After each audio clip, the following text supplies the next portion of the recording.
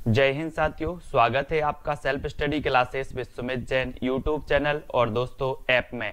दोस्तों बहुत सारे स्टूडेंट को ऐप डाउनलोड नहीं करते बन रहा है या फिर कर भी लिया है तो कोर्स भी नहीं देख पा रहे हैं। तो मैं आज उनको बता दूं कि ये जो सेल्फ स्टडी क्लासेस इस प्रकार से जब आप प्ले स्टोर से करते हैं तो ये आपका वेल जो है आइकन उसमें लगा हुआ है ना। तो इस प्रकार से सेल्फ स्टडी क्लासेस आपको सर्च करना है और ऐसे आइकन में आपको ऐप मिलने वाला है। ठीक है, तो दोस्तों हम देखें कि प्ले स्टोर में आपको इस प्रकार से दिखेगा ये सेल्फ स्टडी क्लासेस। ठीक है, ये प्ले स्टोर में आपको सेल्फ स्टडी क्लासेस का ऐप दिखने वाला है। ठीक है, ये इमेज उसमें डली है, ये आइकन, ये लोगो उसमें डला है। ठीक है, अब दोस्तों इसको इंस्टॉल करना है, यहां से आप इंस्टॉल करेंगे। ठीक है, अब इंस्टॉल करेंगे तो वहां पर आपको नंबर मांगेगा, जीमेल नंबर मांगेगा, तो आपको ओटीपी आएगा, तो आप रजिस्टर करके आगे बढ़ेंगे। तो दोस्तों इसके पहले हमने पूरा विस्तृत पढ़ा था हिंदी भाषा के बारे में, है ना। हिंदी भाषा की दोस्तों संविधान में कौन कौन सी अनुसूची में संविधान से भाषाओं से संबंधित प्रावधान है, कौन सी दोस्तों अनुसूची में 22 भाषाओं को रखा गया, उनके बारे में हमने पढ़ा था। हिंदी दिवस कब मनाते इसके बारे में पढ़ा था। आज दोस्तों अभ्यास की थोड़ी सी बात हो जाए, है ना। सभी लोग तैयार हैं बताने के लिए, तो स्टार्ट करते हैं। वीडियो को लाइक कर देना। जिन भी साथियों ने self study classes app download नहीं किया है वो self study classes app download कर लेंगे। और हिंदी साहित्य का अगर आप दोस्तों super TET, junior super TET exam की तैयारी कर रहे हैं या फिर टीजीटी, पीजीटी या फिर दोस्तों मास्टर कैडर किसी भी एग्जाम की तैयारी कर रहे हैं और आपका सब्जेक्ट हिंदी साहित्य है, तो कोर्स लॉन्च किया गया है। इस कोर्स का जो प्राइस है दोस्तों वो 1200 रुपए है, अभी 50% ऑफ में।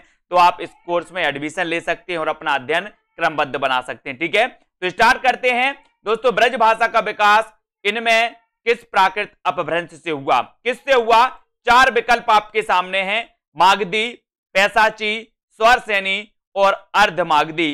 तो दोस्तों सबसे पहले तो आपको ये समझना है कि ये जो ब्रज भाषा है, ये ब्रज भाषा बताना है किसके अंतर्गत आती है। तो आपने देखा सर कानों के खड़ी बुंदेली ब्रजभान हरि के पास, एक अपन ने कोड पढ़ा था, तो बोले सर ब्रज जो आती है ये पश्चिमी हिंदी के अंतर्गत आती है। ठीक है, अब पश्चिमी हिंदी के अंतर्गत आती है तो पश्चिमी हिंदी उपभाषा का जो उदय हुआ है वो स्वरसेनी अपभ्रंश से हुआ है।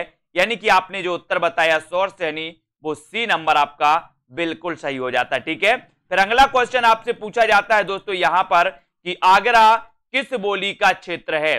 आगरा किस बोली का क्षेत्र है? 2 सेकंड आपको दिए जाते हैं। आपने पढ़ा होगा उत्तर प्रदेश का आगरा, है ना। 4 विकल्प हैं, ऐसे कई बार क्वेश्चन पूछे जाते हैं, तो 4 में से आपको चयन करना है कि आगरा में कौन सी बोली बोली जाती है। कमेंट में लिखिएगा जल्दी से 2 सेकंड में। और साथियों आपके 2 सेकंड होते हैं पूरे और आपने बिल्कुल सही आंसर बताया।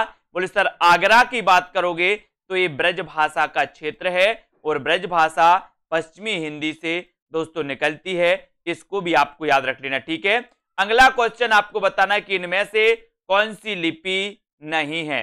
कौन सी लिपि नहीं है? अरबी, गुरुमुखी, देवनागरी या फिर अंग्रेजी। बताइए कौन सी लिपि नहीं है इनमें से। तो अपन ने अरबी लिपि पढ़ी है, गुरुमुखी लिपि भी पढ़ी है, देवनागरी लिपि भी पढ़ी है, कौन सी लिपि नहीं पढ़ी? तो आपका सही उत्तर आया है कि सर अगर लिपि की बात करोगे तो ये जो अंग्रेजी है, अंग्रेजी ये लिपि नहीं है, ये तो एक भाषा है ना। तो उत्तर कहां चला जाता है आपका? डी की तरफ, अंग्रेजी आपका बिल्कुल सही हो जाता। ठीक है, फिर अगला क्वेश्चन आपके लिए दिया गया है। अगला क्वेश्चन है आपके लिए दोस्तों कि किस बोली का बिहारी हिंदी से संबंध है। अपन ने पढ़ा था दोस्तों कि जो बिहारी हिंदी का उदय हुआ था वो मागधी अपभ्रंश से हुआ था, है ना। मगध के बिहारी का बंगला उड़ा असमिया में, है ना। तो बिहारी दोस्तों, उड़िया, असमिया ये सभी काय के अंतर्गत आती हैं? मागधी अपभ्रंश से इनका उदय हुआ। ठीक है, अब आपसे पूछा गया कि बिहारी हिंदी से किसका संबंध नहीं है, पूछा है। नहीं है पूछा है, तो नहीं है कौन सा नहीं है? बोले सर भोजपुरी का है, मगही का भी है, मैथिली का भी है। नहीं है तो किसका नहीं है? अवधी का। तो अवधी का किससे है? तो इसका उत्तर हो जाएगा अवधी का है पूर्वी हिंदी से। ठीक है, बढ़ रहे हैं आपसे क्वेश्चन, वेरी गुड, बहुत बढ़िया। अगला क्वेश्चन है मगही किस प्रदेश की बोली है। मगही बताना किस प्रदेश की। अपन ने यहां पर पढ़ा था कि जो मगही है ये बिहारी हिंदी की बोली है, मैथिली है ये भी बिहारी हिंदी की है, पश्चिमी भोजपुरी ये भी बिहारी हिंदी के अंतर्गत आती है। अब आपसे पूछा गया कि मगही किस प्रदेश की बोली है, तो स्वाभाविक है बोले सर ये बिहार की है, मगही कहां की है, बिहार की है, तो बी नंबर आपका बिल्कुल सही हो जाता है। पूछा गया है क्वेश्चन, फिर अगला क्वेश्चन है यहां पर कि सिंधी भाषा का विकास अपभ्रंश की किस बोली से माना जाता है। सिंधी भाषा का आपको विकल्प दिए जाएंगे, उससे पहले आप बिना विकल्प के भी उत्तर बता सकते हो। सिंधी भाषा का विकास किस अपभ्रंश से माना जाता है, जल्दी से कमेंट में लिखिएगा। और ये रहे आपके दोस्तों 4 विकल्प, कौन कौन से। सबसे पहला विकल्प है आपका ब्राचड़, दूसरा विकल्प आपका है दोस्तों पैसाची, तीसरा मागधी और चौथा है दोस्तों अर्धमागधी। तो ये बताना है आपका कि जो सिंधी है, सिंधी इसका उदय जो होता है वो किससे होता है, सिंधी का बताना है। तो यहां पर आपका बिल्कुल सही, अपन ने दोस्तों पंजाबी और लहंदा, पंजाबी और लहंदा पढ़ा था कैसे, पैसाची से, लेकिन सिंधी की बात आती है तो सिंधी में आपका उत्तर चला जाता है ब्राचड़। ब्राचड़ आपका बिल्कुल सही हो जाएगा। सिंधी भाषा का विकास जो हुआ है वो ब्राचड़ अपभ्रंश से माना जाता है, यानी ये नंबर आपका बिल्कुल सही हो जाएगा, ब्राचड़ अपभ्रंश। ठीक है, यहां पर पैसाची से तो लहंदा और पंजाबी का उदय हुआ। ठीक है, अगला क्वेश्चन आपको बताना है कि मुंडा भाषा परिवार का क्षेत्र कौन सा है। मुंडा भाषा परिवार का क्षेत्र बताना है, राजस्थान, मध्य प्रदेश, तमिलनाडु या फिर छोटा नागपुर का पठार, या छोटा नागपुर का पठार। बताइए जल्दी से, मुंडा भाषा का क्षेत्र कौन सा है, इसका उत्तर आपको बताना। हमने कई ये क्षेत्र पढ़े हैं, राजस्थान पढ़े हैं, राजस्थानी भाषा भी पढ़ी है ना दोस्तों। तो यहां पर मुंडा भाषा परिवार का जो क्षेत्र माना जाएगा, तब आपने उत्तर बताया कि सर मुंडा भाषा परिवार का जो क्षेत्र है वो छोटा नागपुर का पठार है, और उत्तर चला जाता है विकल्प नंबर डी के साथ। ठीक है, डी आपका सही हो गया। अगला क्वेश्चन आपसे पूछा जाता है कि झांसी, जालौन, हमीरपुर में कौन सी बोली बोली जाती है। ऐसे क्वेश्चन कई बार आते हैं दोस्तों, थोड़ा सा आपको अभ्यास करने की जरूरत है। झांसी, जालौन, हमीरपुर में कौन सी बोली प्रचलित है, बुंदेली, कन्नौजी, ब्रजभाषा या फिर मालवी।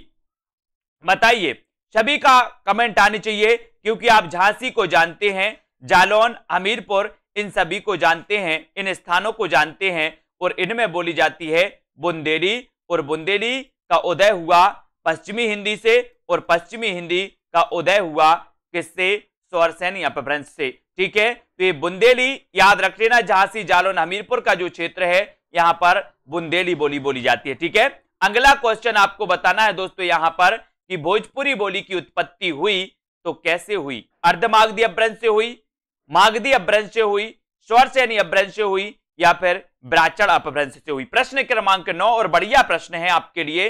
भोजपुरी बोली की उत्पत्ति जो हुई है वो किससे हुई है।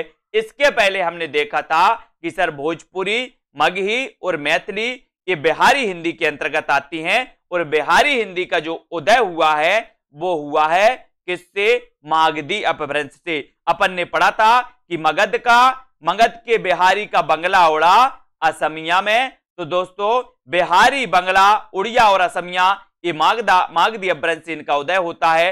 तो भोजपुरी बोली का उदय कौन सी अपभ्रंश से होगा, मागधी अपभ्रंश से, यानी कि उत्तर बी की तरफ चला जाता है। बढ़िया प्रश्न है। अगला क्वेश्चन आपके लिए, आधुनिक दोस्तों भाषाओं में से किसका संबंध अपभ्रंश की पैसाची बोली से है। पैसाची से बताइए, है ना। मैंने आपको कई बार याद करवाया है कि अगर दोस्तों पंजाबी लहंगा लेना है तो पैसा चाहिए, पंजाबी लहंगा लेना है तो क्या चाहिए, पैसा चाहिए। तो पैसा चाहिए तो पैसा चाहिए से बनेगा पैसाची, और क्या लेना है, पंजाबी लहंगा लेना है। तो यहां पर हो जाएगा आपका पंजाबी और यहां पर हो जाएगा पैसाची, यानी कि पैसाची से जो उदय होता है वो पंजाबी का होता है। ठीक है, और उत्तर आपका सी की तरफ चला जाता है। अगला क्वेश्चन आपके लिए, मगही किस उपभाषा की बोली है। प्रश्न क्रमांक 11। सभी लोग वीडियो को लाइक कर दें, और दोस्तों जिन भी साथियों को कोर्स में एडमिशन लेना है 25 तारीख तक आप एडमिशन ले सकते हैं और पढ़ सकते हैं। मगही बताना किस उपभाषा की बोली है। तो ये मगही आसान है, और अपन ने पढ़ा भी है इसके पहले, क्या पढ़ा है, मगही, है ना, भोजपुरी और मैथिली। बोले सर ये जो है ये बिहारी हिंदी की उपभाषा मानी जाती है, कौन सी? मगही। तो उत्तर आपका कहां चला जाता है? विकल्प नंबर डी की तरफ। बहुत बढ़िया, सभी लोगों ने बिल्कुल सही आंसर बताए हैं। अब आपको बताना है दोस्तों, गयल भयल आदि किस बोली की तरह की क्रियाएं हैं, ये बताइए। गयल भयल, तो बताइए ये किस बोली से संबंधित हैं? भोजपुरी भूतकालिक, अवधि वर्तमान कालिक, ब्रजभाषा भूतकालिक, या फिर बुंदेली भविष्यकालिक। गयल भयल ये जो शब्द आते हैं दोस्तों, ये बताइए किस बोली से संबंधित माने जाते हैं? अगर आपने थोड़ा सा अनुभव किया होगा, भोजपुरी फिल्मों को देखा होगा, तो गयल और भयल ये भोजपुरी दोस्तों भूतकालिक, ये गयल आदि गयल भयल ये भोजपुरी भूतकालिक से संबंधित माने जाते हैं, और उत्तर चला जाता है विकल्प नंबर एक की तरफ। ठीक है, अगला क्वेश्चन, खड़ी बोली हिंदी का अन्य सही नाम है तो क्या है? अन्य सही नाम बताना खड़ी बोली हिंदी का, है ना। ये खड़ी बोली अपन देखते हैं दोस्तों की पश्चिमी हिंदी से इसका विकास हुआ। पश्चिमी हिंदी का विकास है ना स्वर से यानी अभ्रंश से होता है। अपन ने पढ़ा था पश्चिमी हिंदी की बोलियों को, कानों के खड़ी बुंदेली, ब्रजभान हरि के पास कानों से बना था कन्नौजी, खड़ी से बना था खड़ी बोली। खड़ी बोली को क्या कहा जाता है? आपने उत्तर बता दिया। बोले सर कौरवी में टिक कर दो, मैंने कौरवी लगा दिया और उत्तर सही हो गया आपका। खड़ी बोली का अन्य सही नाम है कौरवी। बहुत बढ़िया, सभी लोगों ने बिल्कुल सही आंसर बताए हैं। फिर अगले प्रश्न की ओर बढ़ते हैं दोस्तों। अधोलिखित में से एक भोजपुरी का क्षेत्र नहीं है तो कौन सा नहीं है? भोजपुरी का क्षेत्र नहीं है बताना है। देवरिया, इलाहाबाद, मिर्जापुर या फिर बलिया। भोजपुरी का क्षेत्र कौन सा नहीं है? प्रश्न क्रमांक 14 में। और यहां पर बताना है कि भोजपुरी का क्षेत्र नहीं है, तो उत्तर हो जाएगा दोस्तों, आपने उत्तर चयन किया है इलाहाबाद। ये भोजपुरी का क्षेत्र नहीं माना जाता इलाहाबाद, और उत्तर सी की तरफ चला जाता है। ठीक है, अगला क्वेश्चन आपसे पूछा जाएगा, फैजाबाद जनपद में बोली जाने वाली जो बोली है वो कौन सी है? बताइए, खड़ी बोली, बघेली, ब्रजभाषा या फिर अवधी। फैजाबाद जनपद में बोली जाने वाली बोली कौन सी है? फैजाबाद जनपद में बोली जाने वाली बोली कौन सी है? तो आपको ये जो दोस्तों अलग अलग बोलियों के क्षेत्र हैं वो भी आपको पता होनी चाहिए, उनको भी हमें पढ़ना है। फैजाबाद जनपद में जो बोली बोली जाती है वो बोली जाती है कौन सी? अवधी। कौन सी बोली जाती है? अवधी। ये वही अवधी है जिसमें दोस्तों रामचरितमानस लिखा गया, है ना। ये वही अवधी है जिसमें पद्मावत लिखा गया। ये वही अवधी है दोस्तों जो पूर्वी हिंदी से जिसका विकास होता है। निम्न में से कौन सी भाषा देवनागरी लिपि में लिखी जाती है? देवनागरी लिपि में बताना है कौन सी लिखी जाती है। डोंगरी, मराठी। कई बार एक क्वेश्चन पूछा गया दोस्तों, इस क्वेश्चन को भूलना नहीं है कि देवनागरी लिपि में बताना है डोंगरी। बोले सर नहीं लिखी जाती। उड़िया ये भी नहीं लिखी जाती। सिंधी ये भी नहीं लिखी जाती। तो कौन सी लिखी जाती है? देवनागरी लिपि में जो लिखी जाती है वो लिखी जाती है मराठी। कौन सी? मराठी। मोस्ट इंपॉर्टेंट क्वेश्चन, बढ़िया प्रश्न। और अगला क्वेश्चन आपकी स्क्रीन पर, आधुनिक भारतीय भाषाओं का विकास किस भाषा से हुआ है? प्रश्न क्रमांक 17, आधुनिक भारतीय भाषाओं का विकास किस भाषा से हुआ? सौरसेनी से, मागधी, प्राकृत या फिर अपभ्रंश से? किससे हुआ? प्रश्न क्रमांक 17, आधुनिक भारतीय भाषाओं का विकास किस भाषा से हुआ है? तो यहां पर अपन ने कई बार पढ़ा है कि सर जो आधुनिक भारतीय भाषाएं हैं इनका जो विकास हुआ है वो सीधा सीधा भारतीय भाषाओं का माना जाता है, तो अपभ्रंश से हुआ है। अपभ्रंश के अनेक भेदों से, सौरसेनी मान लो, मागधी मान लो, अर्धमागधी मान लो, है ना। तो कुल मिला के हम कह सकते हैं कि अपभ्रंश से हुआ है। ठीक है, आधुनिक भारतीय भाषाओं का। अगला क्वेश्चन आपसे पूछा जाता है कि ब्रजबोली नाम से जानी जाती है, तो कौन सी? ब्रजबोली नाम से, है ना। ब्रज भाषा नहीं पूछा आपसे, ब्रज भाषा तो अलग है। ब्रजबोली नाम से कौन सी जानी जाती है ये पूछा है आपसे। कई बार क्वेश्चन पूछा गया। पंजाबी, मराठी, गुजराती या फिर पुरानी बंगला। कौन सी वो बोली है जो ब्रजबोली के नाम से जानी जाती है? और आपने प्रश्न क्रमांक 18 का उत्तर जो चयन किया है वो किया है पुरानी बंगला, और आपका उत्तर सही हो जाता है पुरानी बंगला।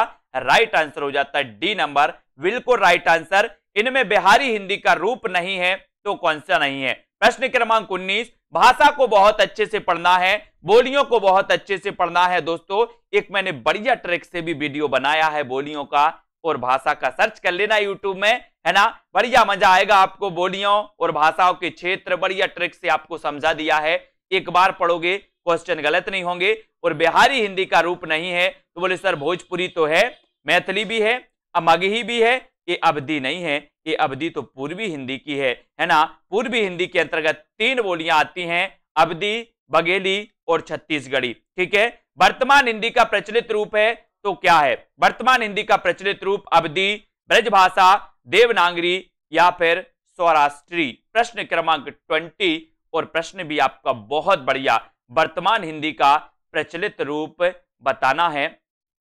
यहां पर क्वेश्चन थोड़ा सा गलत पूछा गया, वर्तमान हिंदी का पूछा गया, तो वर्तमान हिंदी का जो प्रचलित रूप माना जाता है दोस्तों वो खड़ी बोली माना जाता है। खड़ी बोली ये वर्तमान हिंदी का प्रचलित रूप है, ठीक है। तो यहां पर उत्तर आपका खड़ी बोली होना चाहिए, ठीक है, वर्तमान हिंदी का प्रचलित रूप, ठीक है। यहां पर देख लेते हैं अगला क्वेश्चन कि निम्न में से कौन सी भारोपीय परिवार की भाषा नहीं है? भारोपीय परिवार सबसे बड़ा भाषा परिवार माना जाता है दोस्तों। अगर आपसे कभी पूछा जाए कि सबसे बड़ा भाषा परिवार कौन सा है तो आप क्या लगाओगे? भारोपीय परिवार, ठीक है। अब आपसे पूछा गया कि भारोपीय परिवार की कौन सी भाषा नहीं है तो आपको उत्तर चयन करना है। मराठी भारोपीय की है, गुजराती भारोपीय भाषा परिवार की है, हिंदी भी है, तो कौन सी नहीं है? बोले सर मलयालम, ये द्रविड़ भाषा परिवार से संबंधित होती हैं, है ना। तो उत्तर आपका क्या हो जाता है? विकल्प नंबर सी, ठीक है। लाइक कर दिया आपने वीडियो को, बहुत बढ़िया, है ना। और दोस्तों इसी प्रकार से आपको बने रहना है। अगला जो क्वेश्चन है आज का जो चैलेंज प्रश्न है, किस तिथि को हिंदी भाषा को राजभाषा बनाने का निर्णय लिया गया? इसका उत्तर आपको कमेंट में लिखना है। किस तिथि को हिंदी को राजभाषा बनाने का निर्णय लिया गया, ये सभी लोग कमेंट में लिखेंगे और कमेंट में एक एक व्यक्ति का उत्तर आना चाहिए। मैं कमेंट में बाद में देखूंगा, है ना। एक एक व्यक्ति के कमेंट दिखने चाहिए कि किस तिथि को हिंदी को राजभाषा बनाने का निर्णय लिया गया। अगर आपको पता है, अगर आपसे बनता है तो कमेंट में लिखें। Self study classes app download करें, है ना। और दोस्तों कोर्स में एडमिशन लेना चाहते हैं तो ले सकते हैं और मस्ती से पढ़ाई कर सकते हैं। हमारा उद्देश्य आपको बहुत सारी चीजें याद होनी चाहिए, ठीक है। तो आज के वीडियो के लिए बस इतना ही। जय हिंद। जय हिंद साथियों, स्वागत है आपका self study classes with Sumit Jain YouTube channel और दोस्तों ऐप में। दोस्तों बहुत सारे स्टूडेंट को ऐप डाउनलोड नहीं करते बन रहा है या फिर कर भी लिया है तो कोर्स भी नहीं देख पा रहे हैं। तो मैं आज उनको बता दूं कि ये जो सेल्फ स्टडी क्लासेस इस प्रकार से जब आप प्ले स्टोर से करते हैं तो ये आपका वेल जो है आइकन उसमें लगा हुआ है ना। तो इस प्रकार से सेल्फ स्टडी क्लासेस आपको सर्च करना है और ऐसे आइकन में आपको ऐप मिलने वाला है, ठीक है। तो दोस्तों हम देखें कि प्ले स्टोर में आपको इस प्रकार से दिखेगा ये सेल्फ स्टडी क्लासेस, ठीक है। ये प्ले स्टोर में आपको सेल्फ स्टडी क्लासेस का ऐप दिखने वाला है, ठीक है। ये इमेज उसमें डली है, ये आइकन, ये लोगो उसमें डला है, ठीक है। अब दोस्तों इसको इंस्टॉल करना है, यहां से आप इंस्टॉल करेंगे, ठीक है। अब इंस्टॉल करेंगे तो वहां पर आपको नंबर मांगेगा, जीमेल नंबर मांगेगा, तो आपको ओटीपी आएगा, तो आप रजिस्टर करके आगे बढ़ेंगे।